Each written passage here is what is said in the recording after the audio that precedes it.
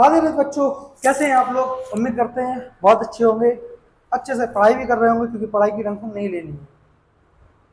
तो class 9th की जो नई बुक आई है गणित मंजरी, उसकी हम एक्सरसाइज के हर एक क्वेश्चन को बेसिक से समझ रहे हैं।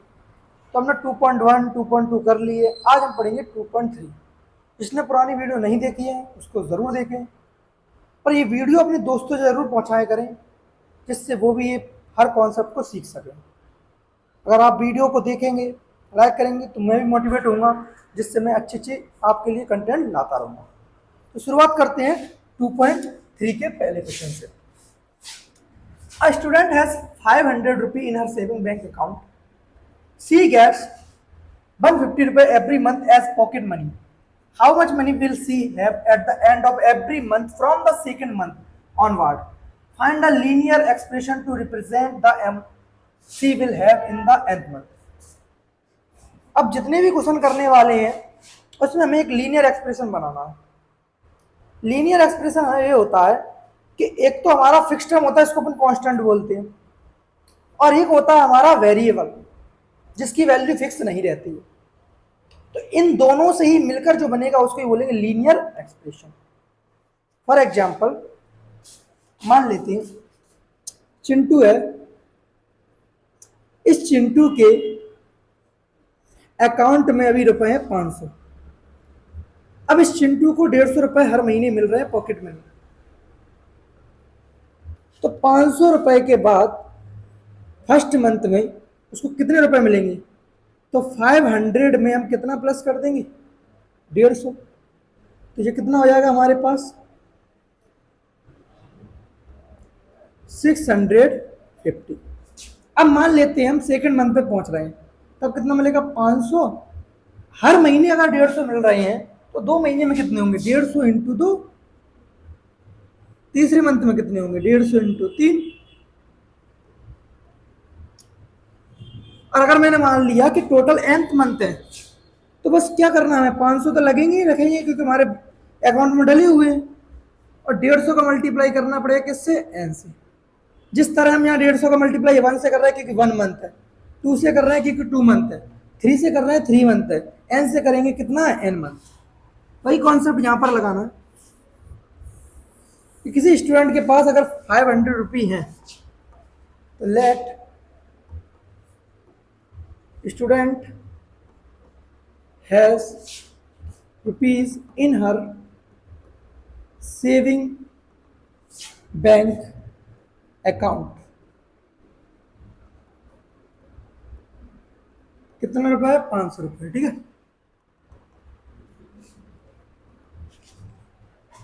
सी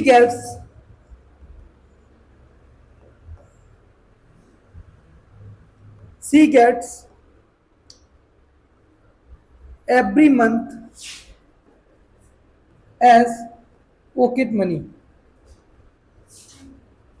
कितना मिल रहा है उसको? 150 रुपये।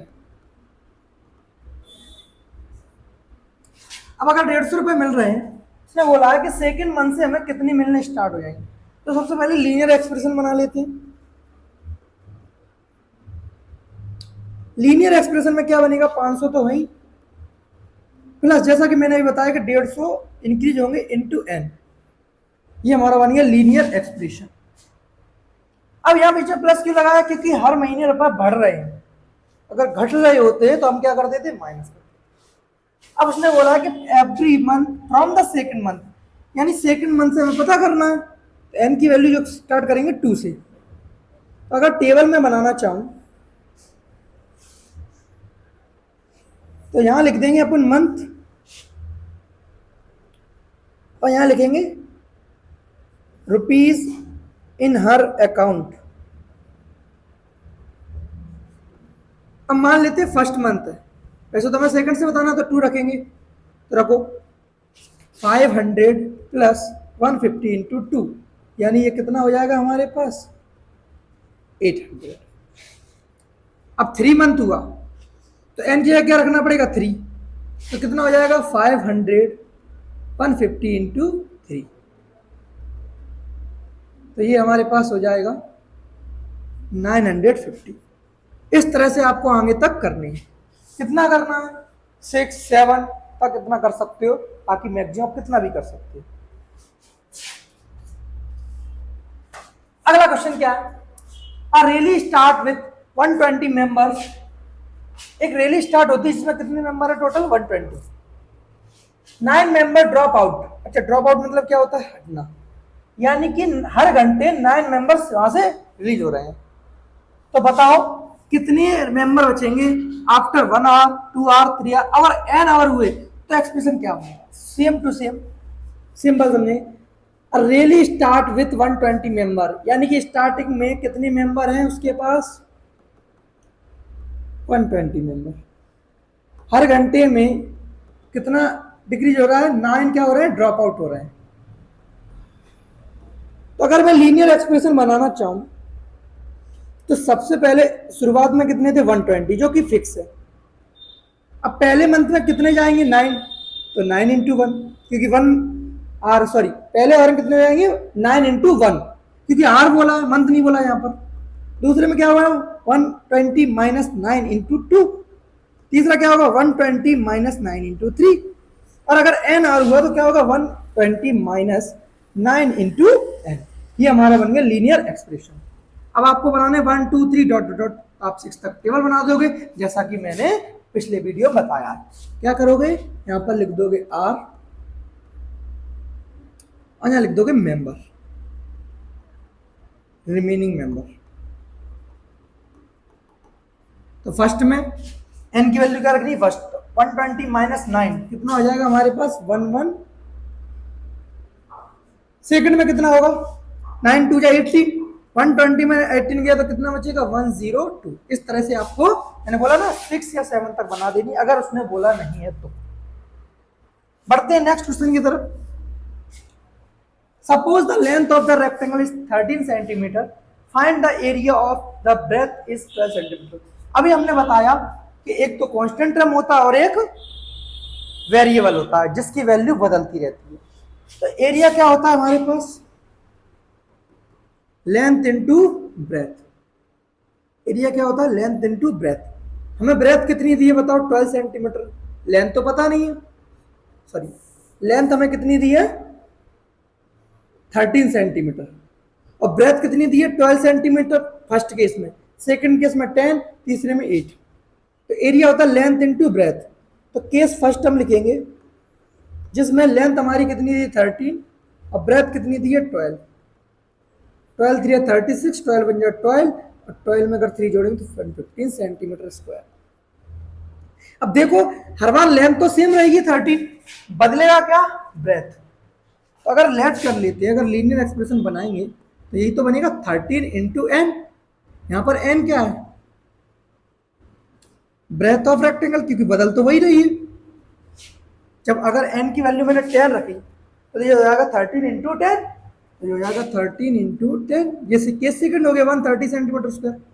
तो जो चीज बदल रही है उसको वेरिएबल बोलते हैं, जो कि हमने इंट्रोडक्शन में पढ़ा था। जिसने भी वीडियो नहीं देखी है वो जरूर देखे, क्योंकि किसी भी चैप्टर को पढ़ने से पहले आपको इंट्रोडक्शन पढ़ना चाहिए।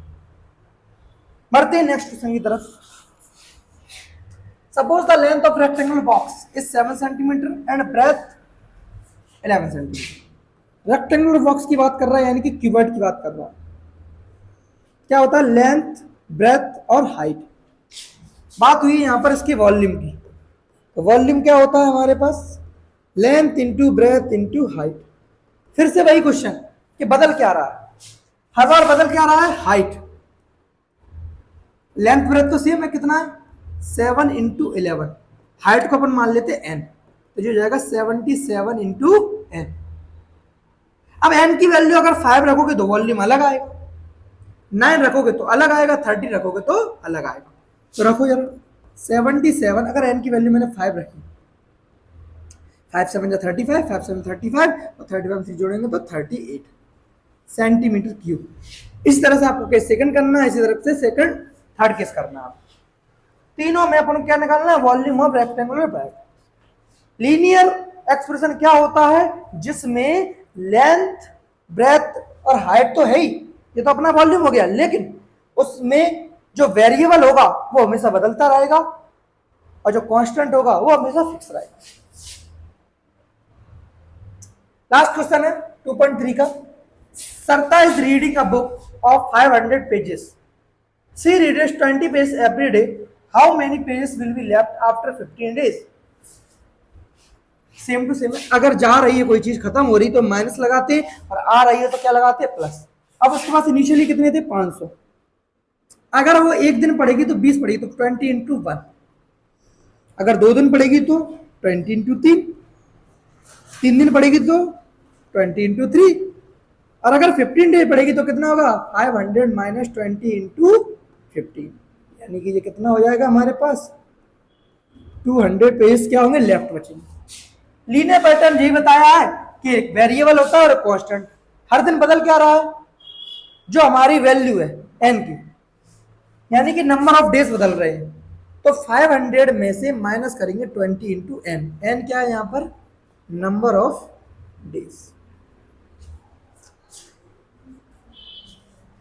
यहां पर हमारी 2.3 खत्म हो गई। अगली वीडियो हम 2.4 लाएंगे। किसी भी क्वेश्चन में किसी भी तरह का डाउट हो आप कमेंट बॉक्स में जरूर करें, और ये वीडियो अपने दोस्तों से जरूर शेयर करें जिससे उनको भी इसका लाभ मिल सके। राधे।